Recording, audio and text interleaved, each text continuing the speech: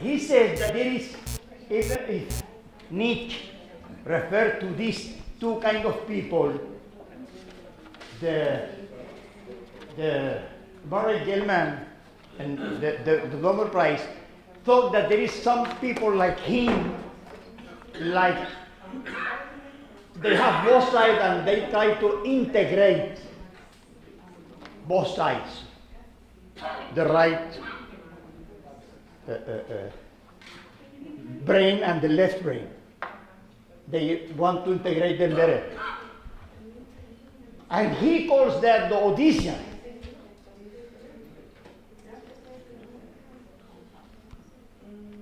The people who can combine these two things. I would add the word he didn't add it. I would add it cybernetically or with synergies. That he didn't mention that word. This is why we, 25 years ago, we called this conference Corpus Callosum, that relate both kind of people. The disciplinarian with the analysis with the synthesis, the passion with the cool analysis, you know, etc., etc. Because I'm in different hemispheres. So who relate both hemispheres? The Corpus Callosum. So we use that metaphor about 25 years ago to refer to our conference. And you cannot imagine how many people harassed us because of that, laughed at us. And the more they laughed and harassed us, and the less I removed it from the pages. This is why you can see that from 25 years we've been with metaphor, and the more people laugh at us, the more we leave that. It's even made by a design that I found 25 years old. So I'm not even changing the design for a more beautiful one, because this design is terrible. So I'm not changing it. So the function of the Institute, of the conferences, is to relate both kind of people. The people who are more left brain oriented and those who are more right brain oriented, in order to get the combination of these two people, as the Nobel Prize said, the Odyssean. Okay? To relate both of them. Cybernetically, hopefully.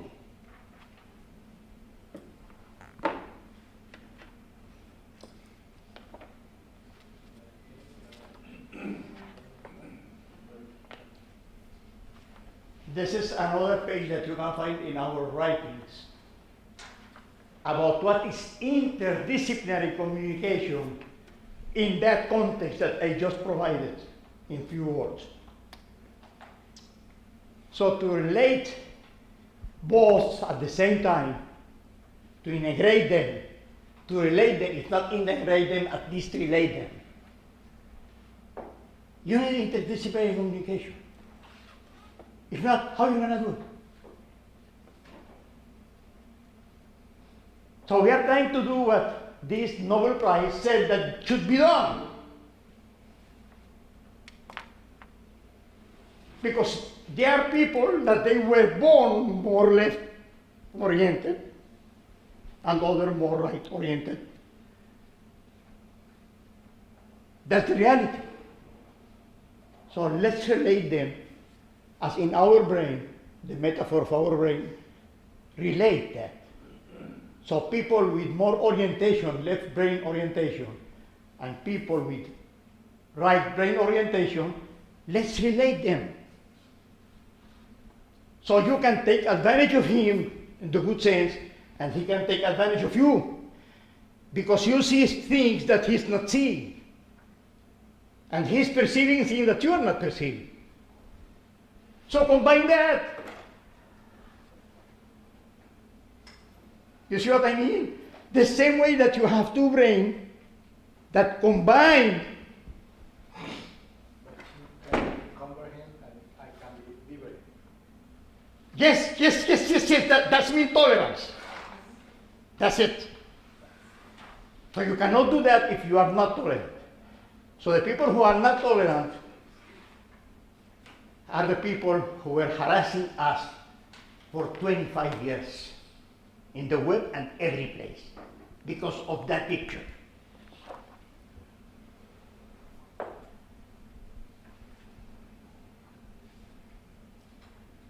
Anyone who wants me to send him or to send her the slide, please ask for that. So you can have, the details, the written details that I'm not saying. You ask me for that, you have my email, and I will return it, in 24 or 48 hours. This is what takes us to the Institute.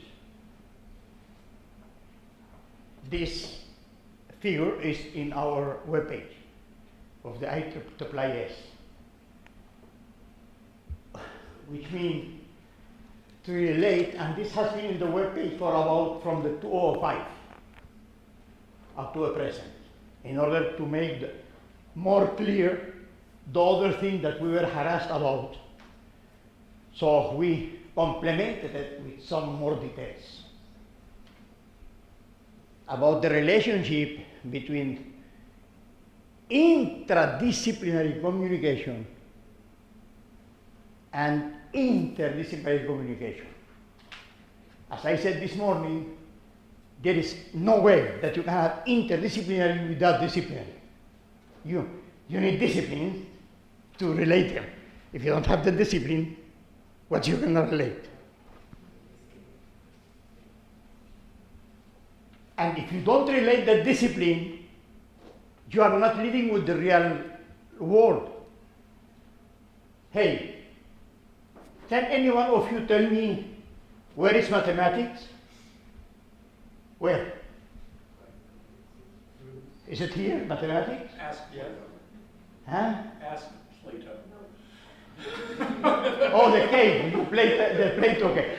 No, ask Where is Plato, mathematics? philosopher. In each part of the world you can find mathematics. Everywhere. Tell me, I want to see it. Yeah. Where is physics?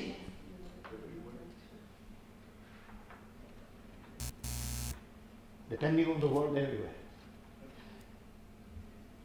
Where is biology? Show me biology, please. I need to see biology.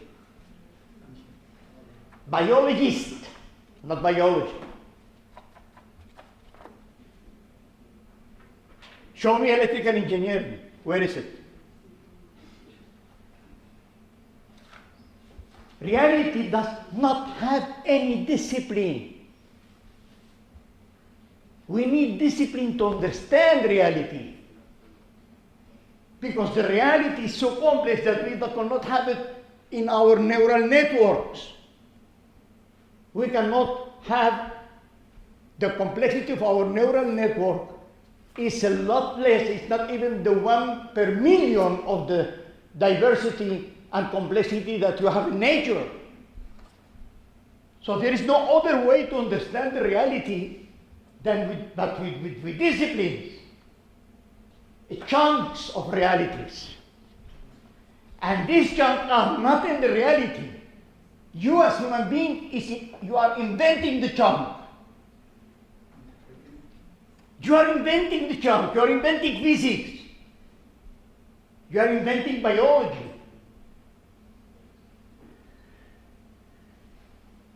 It's a human invention to understand the reality. Now, what Aristotle said, I'm not saying anything that he didn't say. Just one. You need to differentiate things that are not differentiated in reality in order to understand them. But now you have to relate them. So you have, first thing to understand is to differentiate. The second step is to relate. This is Aristotle. And the third step, as my friend over there says, is to visualize. To visualize, yeah. What do you think? To imagine, to visualize, to. Can dancing can be separated from dancer? What do you think? Excuse me? Can dancing can be separated from dancer? What do you think? Probably, well, possibly not, but yeah, Possibly not, yeah. That's, can mathematics be separated from mathematicians? Yes, because after all the mathematicians die, there will still be a body of mathematics. In case of dancing, what do you think? Not so. But of course, mathematics isn't really in the real world anyway, so. you see, that's what I mean, but we need mathematics. Chances are. But it's not in the real world, but we need it. Because if our brain was not a human brain, but a Martian brain, we probably would not have mathematics or a different mathematics. So what we have is neural nets, that's it. So we necessarily need to differentiate, according to Aristotle, what is joined in the reality in order to understand the reality. There is no other way to understand reality according to Aristotle. You have to differentiate. And he got a good example. I couldn't find the reference of what I'm going to say, but I know I read it. But I couldn't find the reference, the exact reference to cite it in my work. The example that he gives is optics and geometry. He says, there is no color that is not in a surface. And there is no surface with no color. But we have to separate the concept of surface from color in order to have optics and geometry.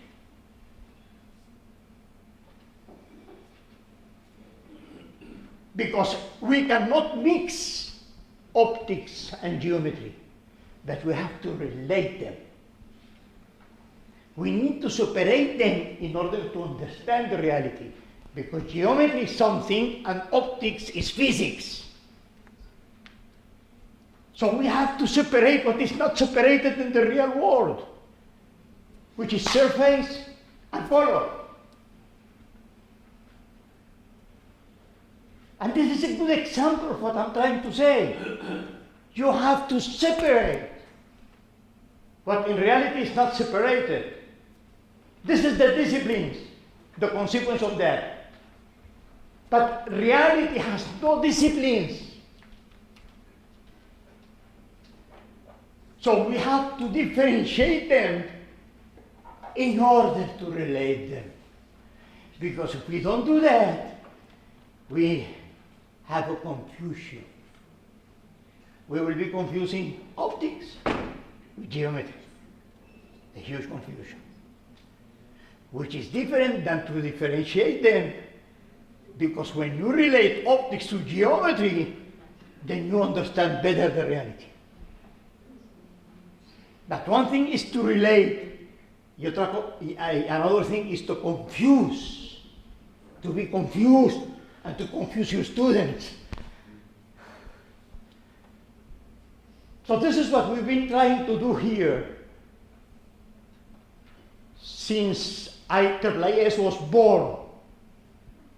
So you can imagine why we have so many enemies.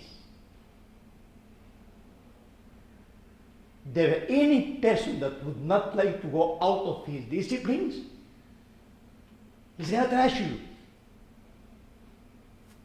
Because it's convenient to be in a discipline. It's easy to be in a discipline. Well, it's not easy. It's convenient because it's something that I know. And the older you are, the less you want to make the effort, the intellectual effort to know something new. So the best thing that I would recommend is to you young people, please don't wait too long to start relating things, to start interdisciplinary communication, at least with yourself first. But to have an interdisciplinary communication with yourself at first, you need to know at least 2 different disciplines, even superficially. So you start relating that in yourself. And this is part of critical thinking. This is part of self-education. Try to find the relationship between 2 disciplines that are identified by yourself. Don't ask him, do it yourself. Because if you do it yourself, you're never going to forget that. It's different than if you ask him, and he will tell you and then you forget. So take advantage that you are young and do it. This is why we are asking to see how we can continue with young people. I was telling him in an email that I am ready to invest, that's the word I used, the rest of what I got left in this life, just to move at least 1 young man, not an old man like me, just 1 young man to try to relate things. Because if he tried to do it, and he feels what's important is a feeling, he's going to try to transmit to his kids at least. You cannot imagine how much I would have paid to have my 3 kids listening to you. I was there and I was missing them. Because they will listen to you but not to me. Let me add, however, at this point, since I'm supposedly a co-presenter, anybody who is in 2 different disciplines, or has had experience in one and now is in another, and sees these relationships, if you haven't already, please submit an article about it next year. We'd love to have it. Yes. Anybody who is working with somebody in another discipline and can share something about how they relate. Find an intellectual date, please. Let us know. Find an intellectual date. Yeah. Someone in our discipline and that you can enjoy the company. And write between both of you an article. Because that way you go from the passive way of listening to the active mind of doing, writing. If you don't have time for that, something I have found gives me a great deal of knowledge, especially if you're reasonably good at communication. Volunteer to proofread an article by a colleague. And remember, use your own discipline to provide insights. And say, look, there's a connection here. Hey, what about that?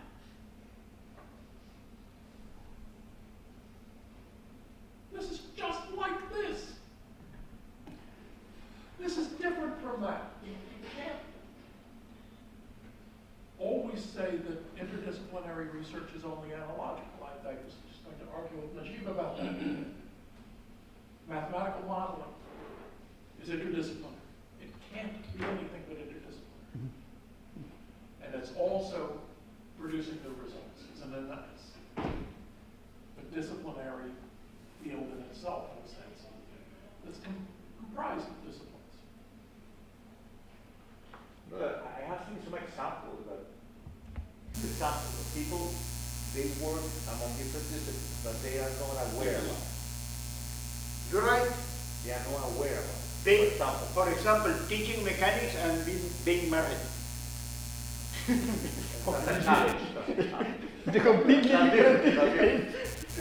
Being married and teaching. Mechanics, what he does. So, On the other hand, no, it's completely different disciplines. actually, there's a lot of analogies there with the management of stress, I think. Exactly. That's an engineering, that's a good example because you combine engineering and management. So engineering management And being married for that. on top of Completely it. different disciplines. Please relate them. No, I think we're talking about things that could be feasible. Not your example is impossible. Oh, really? I was going to mention maybe some biomedical examples that I see engineers and medical doctors working together. And it's amazing sometimes what they can do. They don't know, I mean, maybe they realize they're working together, but they don't are aware of the interdisciplinary communication that they are building, Yes. the new network that they are coming up. And the most difficult thing You're there. completely right. There is no way to have a multidisciplinary effective. Multidisciplinary team without interdisciplinary communication as cause and as effect. Interdisciplinary communication, what you are saying, is at the same time cause and effect. And then you can see the cybernetic relationship. Yeah, no, the more it's explicit, the more productive it tends to be. The more, I'm not saying, Andres, that wonderful things haven't come of it. But the more that the communication is explicit and that an effort is made to translate in the communication. Yeah, and that's really important because I've seen also, let me put it this way, like a new language, a new nomenclature. You have to define new concepts that belong to both areas. You have to be aware of false characters. And for example, I think looking at these type of examples, and what I have found out is exactly that. Oh, this is a new language. It's a new concept that was maybe done in a way they have to explain something that they didn't have the challenge previously. And the second important thing is that right now they are taking those examples back to the classrooms, back to the labs for the students as well. That's what I like. And then the other thing about that, This is the second loop. Correct. It's the second First loop. loop, Correct. cybernetic It's the loop, second and this loop. is the second cybernetic loop with society. Yeah. the other thing about that often follows up people in engineering and in mathematics, mathematical modeling and so forth, is you have to be aware of the prerequisites, the constraints on when you can use a particular model. More medical devices plans have failed because people tried to use the wrong model, which doesn't work under the conditions that it's going to be. Yes. And that's part of the learning process. It is. This is what he just said That's part of the learning process. is extremely important. With what he said now, he just killed the impossibility theorems. All of them were killed. Except for a few of them which can't be avoided if you stay within the universe. Okay. There are even a few of them that say, well, I can escape this Because one, but in doing so... because when you prove something that is impossible, which for me is impossible to say that something is impossible, but when you have the proof, it's based in axioms. So you apply it without verifying these axioms, and you're doing a huge mistake. Not just an error, but a mistake. A judgmental mistake. So all this impossibility theorem And- are BS. I'm sorry about the word, but it's BS.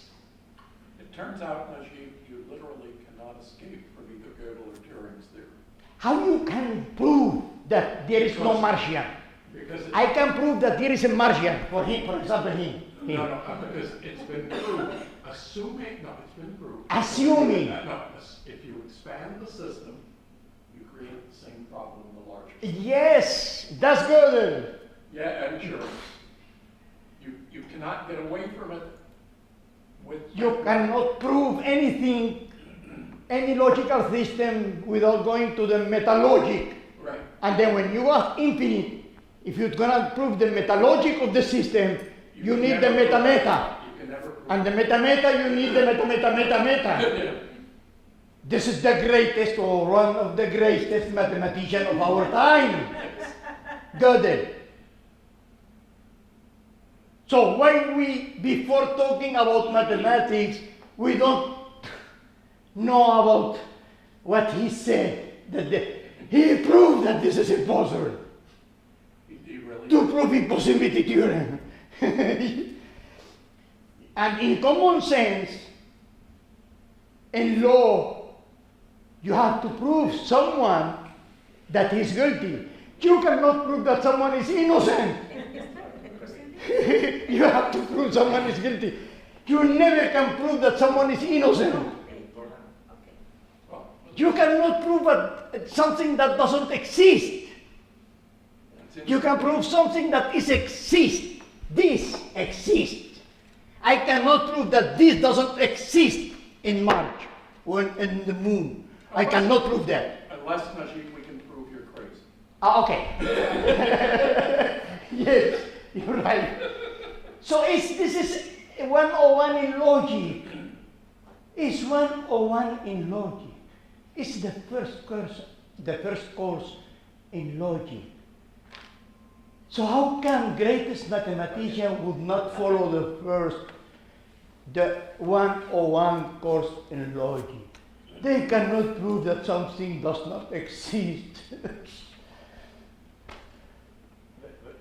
When we try to find some examples of these type of areas, I was giving you like a recent example that I think, Right. I mean, in touch with them, Right. trying to work this type of new interaction among disciplines. But looking backwards, let me share with you maybe another example that I had the opportunity to get in touch with. 25 years ago, Nagib was previously sharing about our example in Latin America and our example in our country. And if you allow me just 2 minutes, I will explain you, and because I came with an example at that time. I had the opportunity to work in the oil industry with some mathematicians. They were engineers looking for oil. So we had like a common goal. Okay, where's the oil? How much? Is gas? Is oil? How can we produce oil? So it was a business around that. So, and you had an engineering management problem, right? So when you were trying to find the oil, just to make a long story short, you had to model the problem, right? Using mathematics. For example, as an engineer, I love mathematics, I love numerical methods, okay? So I was talking with mathematicians trying to solve a differential equation with many constraints. And we couldn't, and their target was to solve the differential equation. My target was, give me a guess, give me a solution, because I have something to do with that input, that outcome from that differential equation. Give me an information, useful information, to keep moving forward and set up a drilling process, a production methodology process, and so on. So I was trying to explain them, I need something. They were saying, no, we need to solve the differential equation. We need to do our job. So they were trying to do, Solution, damn it. yeah, they were trying to do their job, I was trying to do mine, but there was no communication. Right. Okay? So I came up with an example that I want to share with you. Once, because I was driving from home to the institute and I need like 45 minutes driving. So I was trying to say, how can I explain them that I need that outcome? Then I came up with an example. At that time, I loved to do skydiving and hot air balloons and all the stuff. So I came with an example saying, look, I'm trying to explain what I mean with an example, with a joke. And the joke is, a short story, once again, was a guy flying hot air balloons.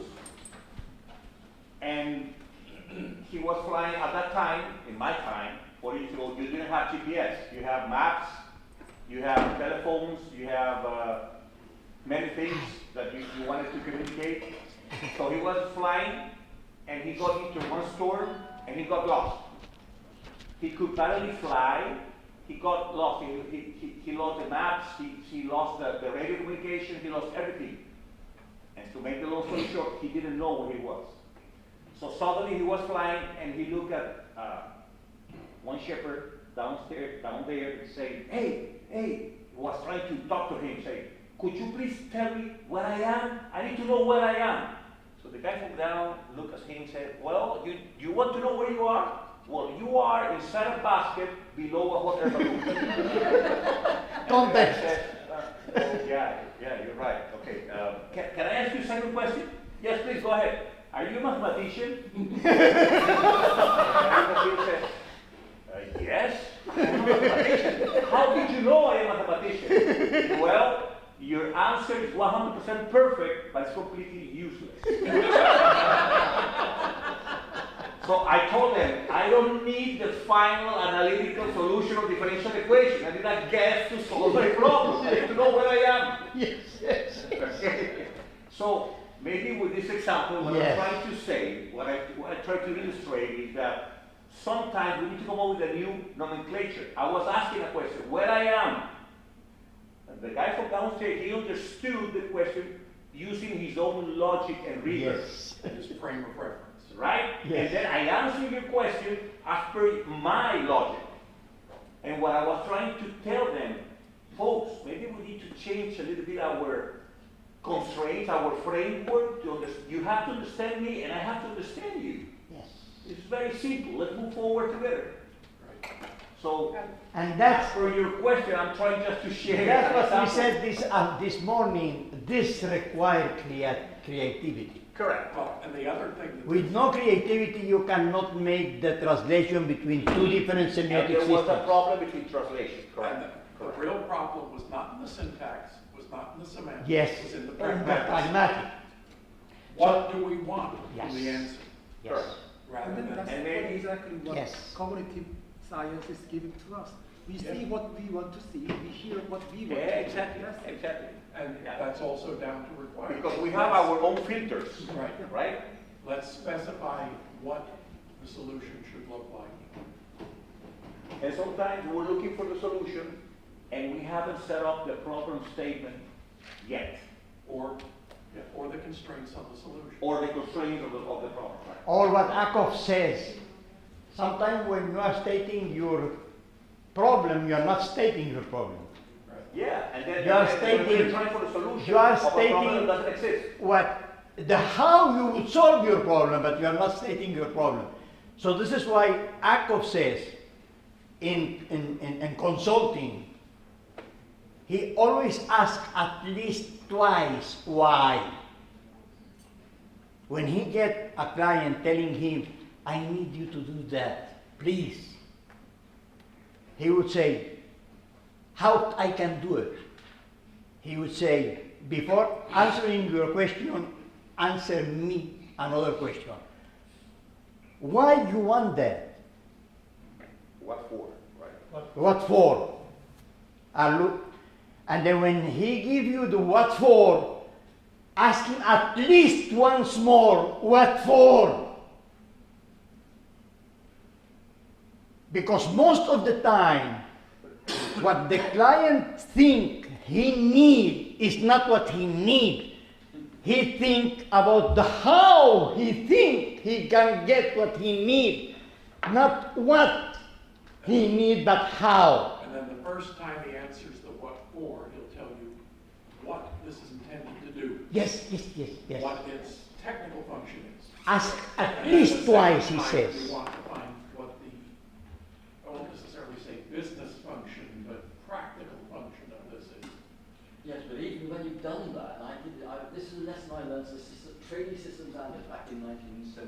or 5. And I'd done all of this with the customers, and they told me exactly what change I needed to have made to their system, procurement system. And so I did that, wrote it all down, proper requirement spec, took it back to them, reflected it back to them. This is what we wanted, isn't it? That's Yes. not what I meant No, at all. no, That's no. not it at all. So, well, wait a minute. The next bit is actually because when I finally took that spec to the system designers who've actually written the system, written and doing the modification, the point that's important is those guys, customers, didn't even know how their existing system worked. They'd given me the wrong why and what for. Right. And so this is a bit, humans, one of the problems we have with specifications, part of this is also humans do not have perfect memory. Right. And so we don't actually remember all of the important And bits. humans are satisfied with partial understanding. Yeah. And the other point I want to make about exactly this is, even though it doesn't solve the problem, this is very much the direction of modern software engineering. Design, you should separate completely the interface, what the problem is doing, and how you're doing it, to the extent you can. So, and the public should only, the client, whatever it is, should only see what you're doing and should have no insight, partly because then they can't muck it up, into how it's done. Because then you can freely change how it's done and provide the same interface. Now, this is important. Now, I'm not saying there can't be exceptions. And the client will tell you when they need to know how something is done. Yeah, but it's better to be sure about when he say what he want to do, what he want you to do. He's really meaning what, and not his meaning what, how. I mean, that's a very low-level example. Yeah. So this is why Akov says, ask at least twice. What for? And then again, what for? And we are talking about the consultant, the most prized consultant in the American market. So he should know what he's doing. He wrote the first book about operation research, but he's at the same time the one with the highest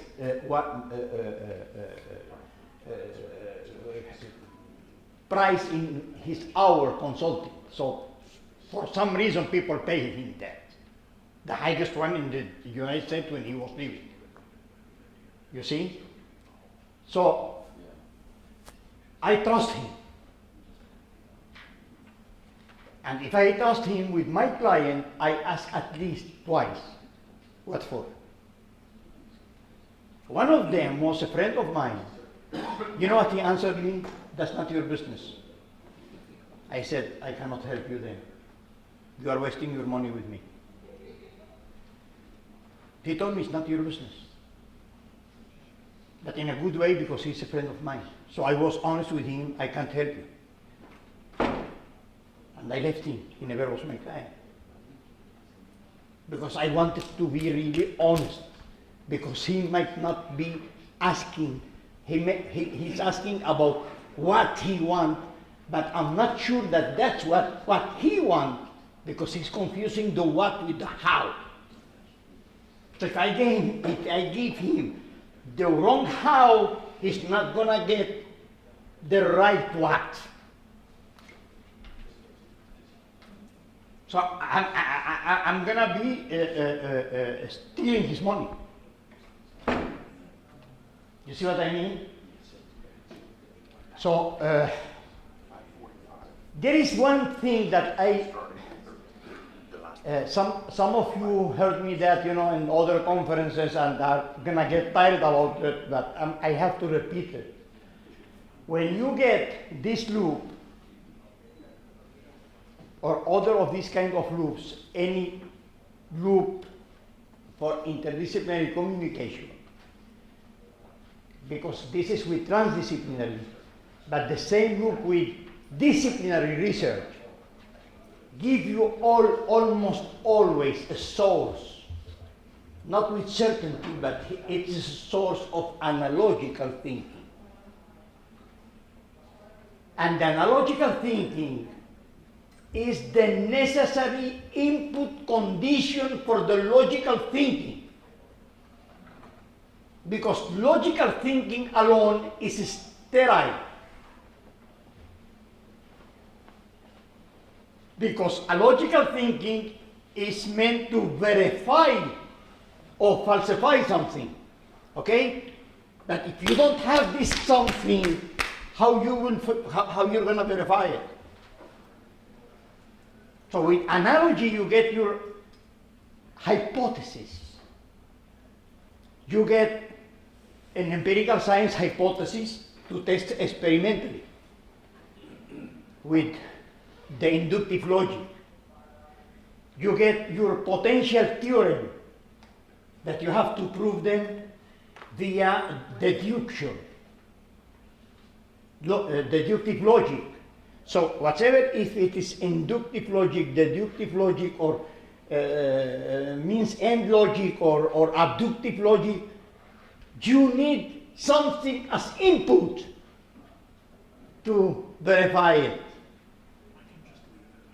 And this kind of input comes always from analogical thinking. So the metaphor here I have is that logical thinking is the direction of the car and the brakes. And analogical thinking is the gas, is the motor. Logical thinking with no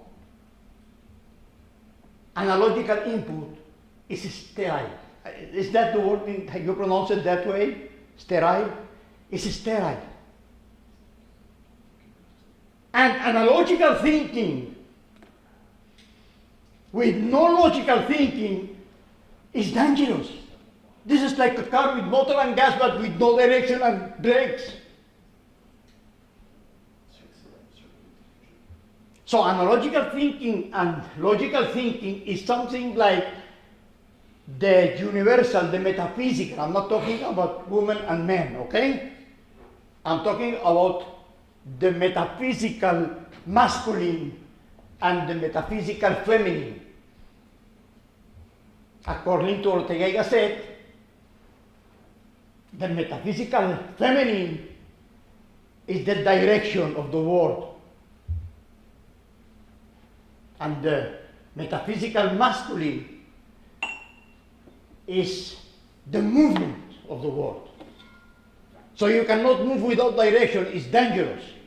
But if you have the you have good direction, but you don't have gas, you cannot move to any place.